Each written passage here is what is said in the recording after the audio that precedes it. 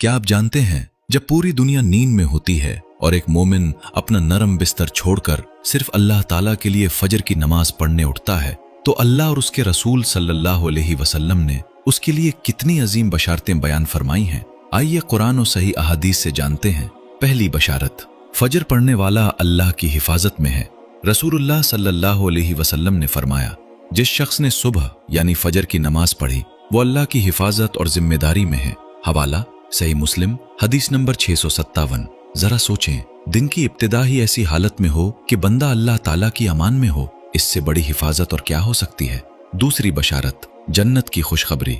रसूलुल्लाह सल्लल्लाहु अलैहि वसल्लम ने फरमाया, जिसने 2 ठंडी नमाजें पढ़ी वो जन्नत में दाखिल होगा। हवाला सहीउल बुखारी, हदीस नंबर 574। सही मुस्लिम, हदीस नंबर 635। 2 ठंडी नमाजों से मुराद फजर और असर है, यानी जो शख्स इन नमाजों की हिफाजत करता है इसके लिए रसूलुल्लाह सल्लल्लाहु अलैहि वसल्लम ने जन्नत की अजीम बशारत बयान फरमाई।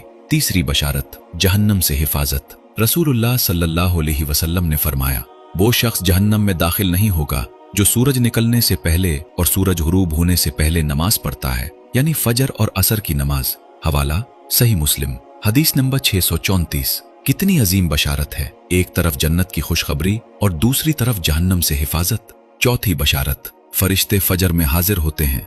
रसूलुल्लाह सल्लल्लाहु अलैहि वसल्लम ने फरमाया, तुम्हारे पास रात के फरिश्ते और दिन के फरिश्ते बारी बारी आते हैं और वो फजर और असर की नमाज में जमा होते हैं।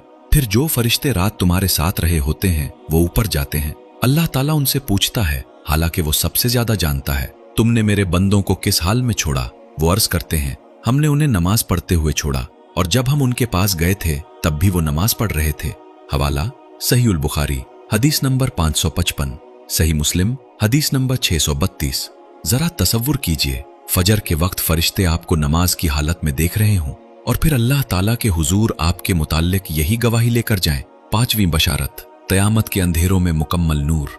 रसूलुल्लाह सल्लल्लाहु अलैहि वसल्लम ने फरमाया, अंधेरों में मस्जिदों की तरफ चलकर जाने वालों को क़यामत के दिन मुकम्मल नूर की खुशखबरी दे दो। हवाला सुनन अबी दाऊद, हदीस नंबर 561। जामे तिर्मिज़ी, हदीस नंबर 230।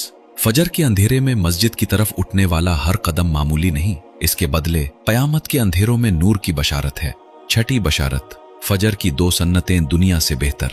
रसूलुल्लाह सल्लल्लाहु अलैहि वसल्लम ने फरमाया, फजर की 2 रकतें दुनिया और जो कुछ दुनिया में है उस सबसे बेहतर हैं। हवाला सही मुस्लिम, हदीस नंबर 725।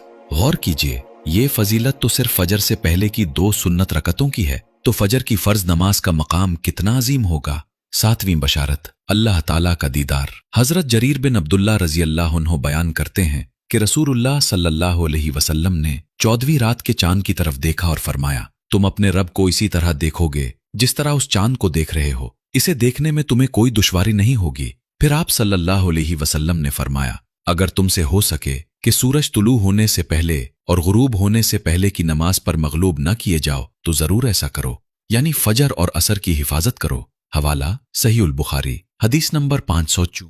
सही मुस्लिम, हदीस नंबर 633।